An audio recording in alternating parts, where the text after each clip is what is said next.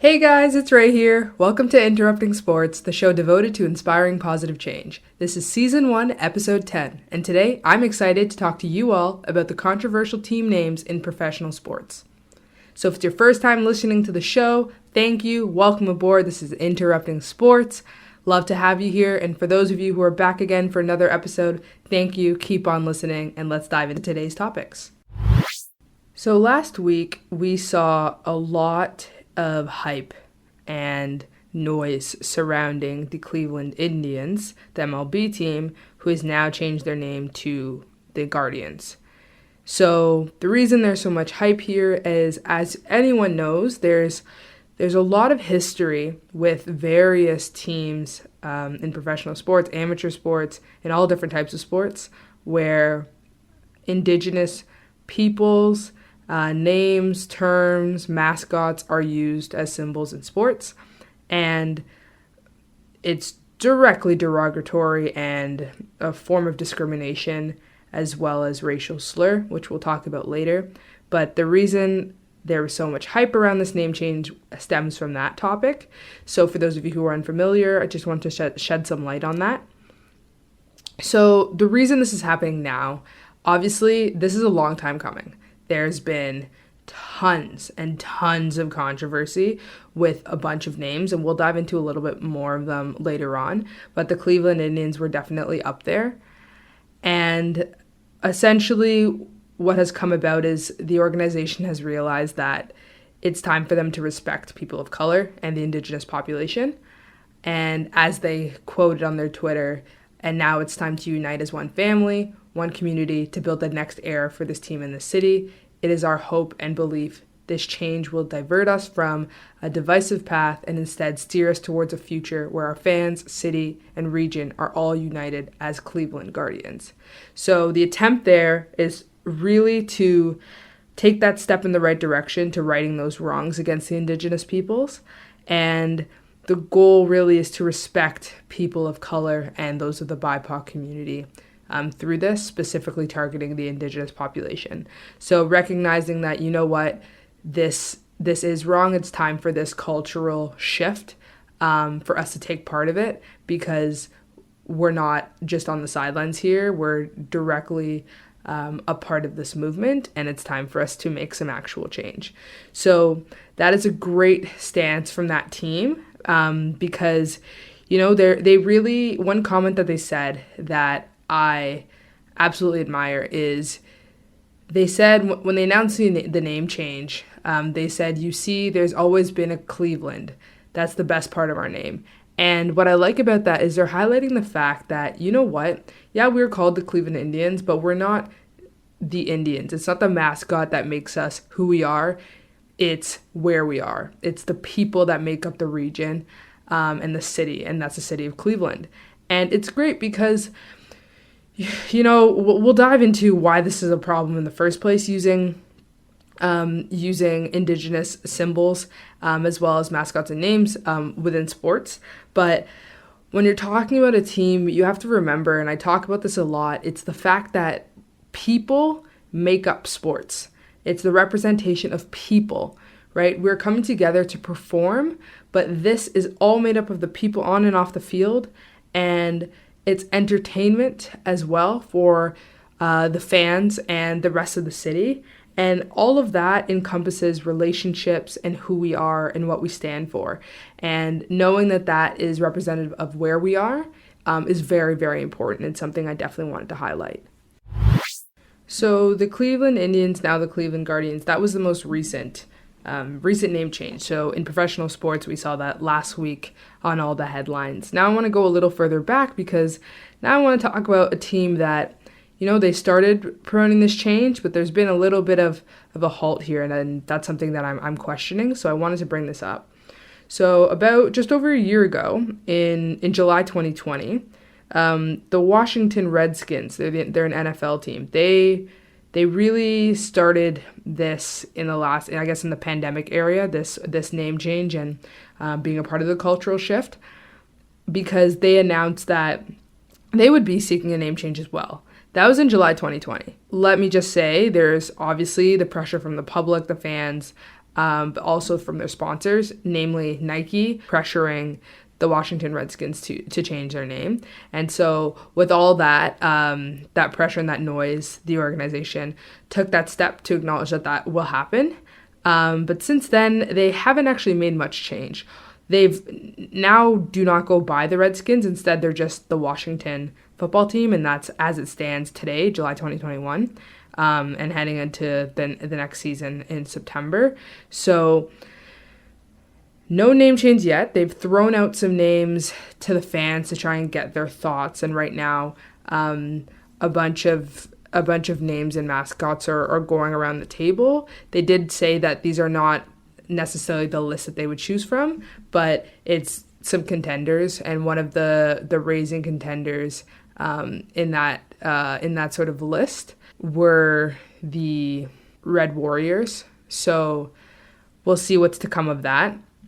But the point is that it's been a year and there's still no name change. Their sort of argument is that they need some regrouping and some more time with their change in branding and strategy.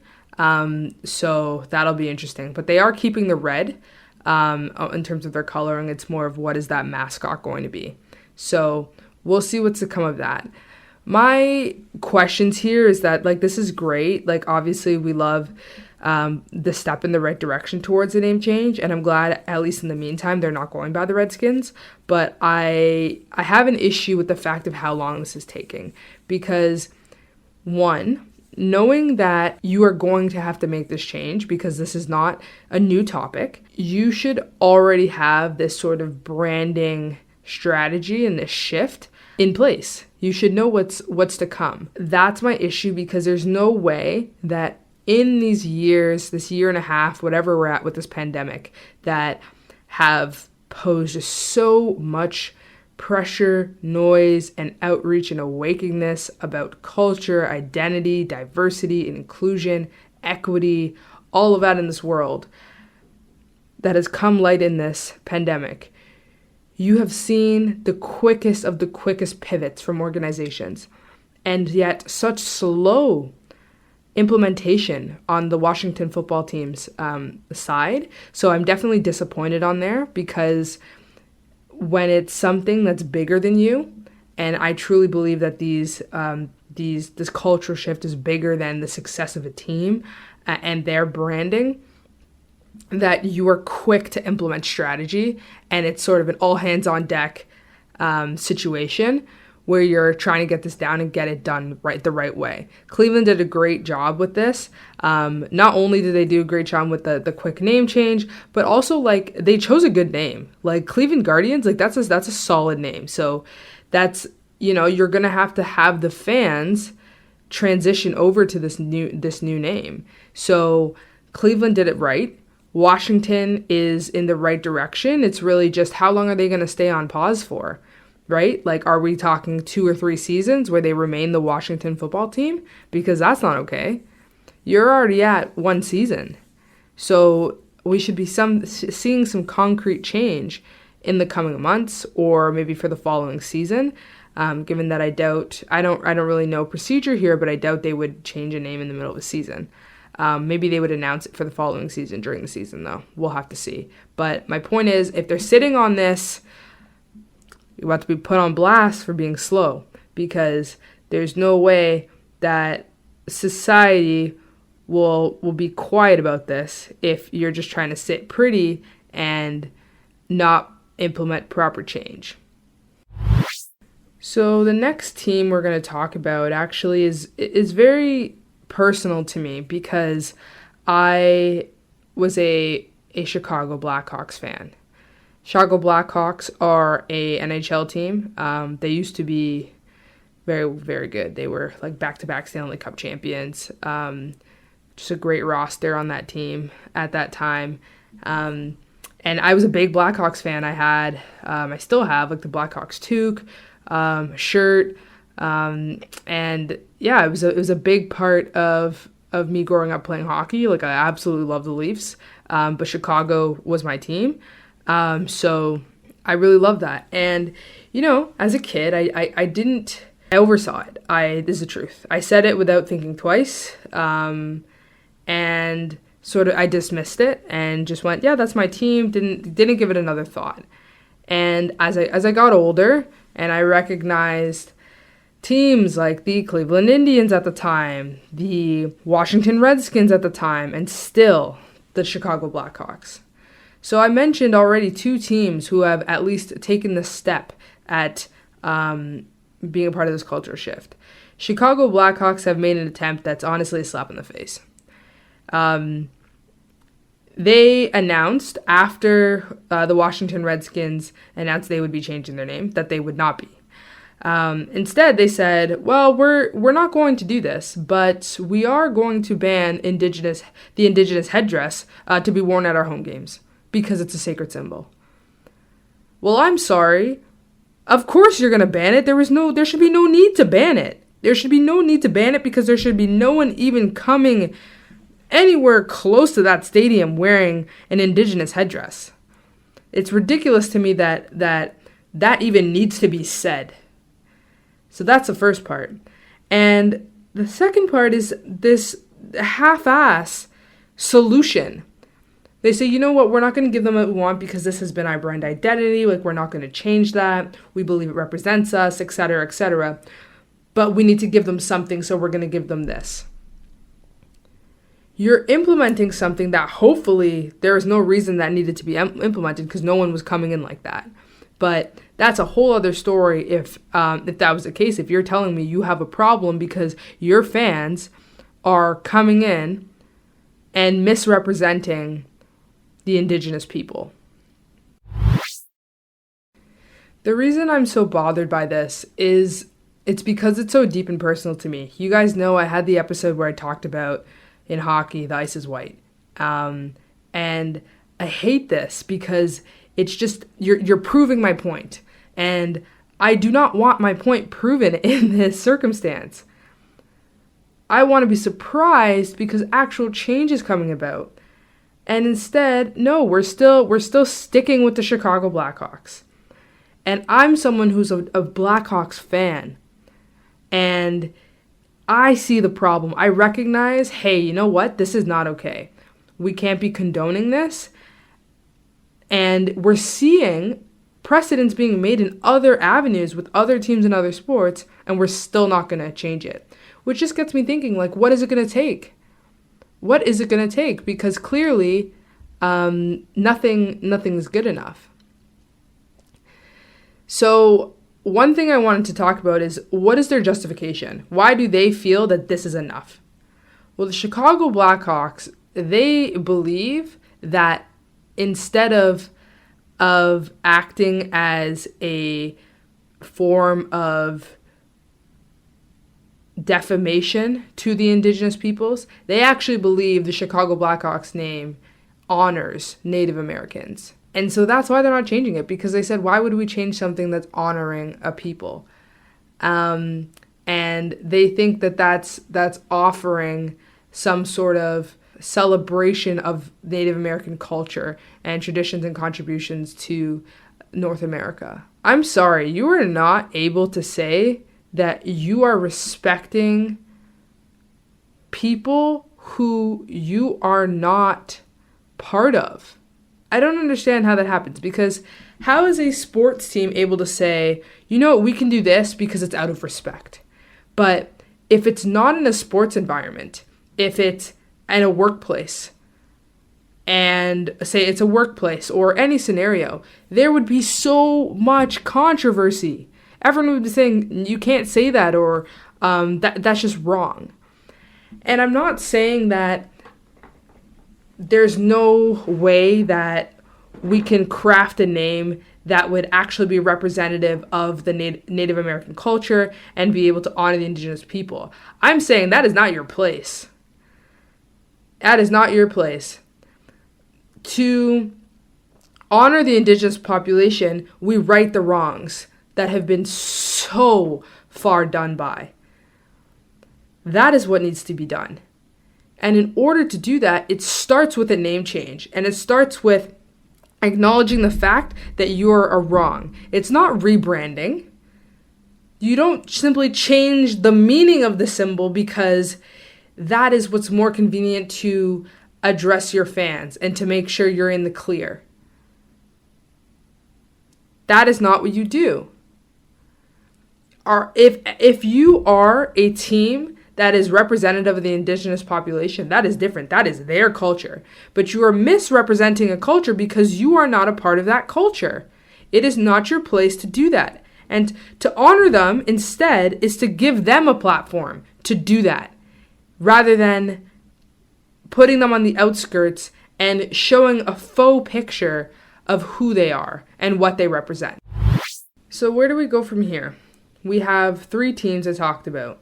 We have the Cleveland Indians, who did it right, changing their name to the Cleveland Guardians.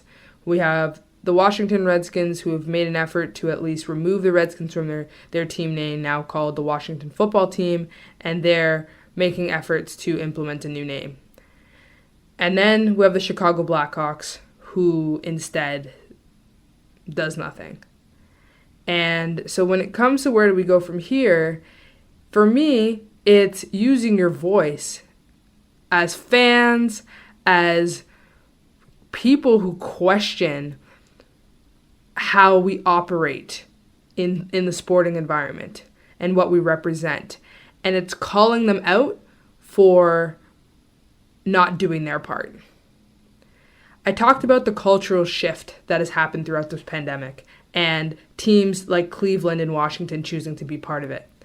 In my view, the Chicago Blackhawks are choosing to stay on the sidelines and do enough so that people stop talking about it.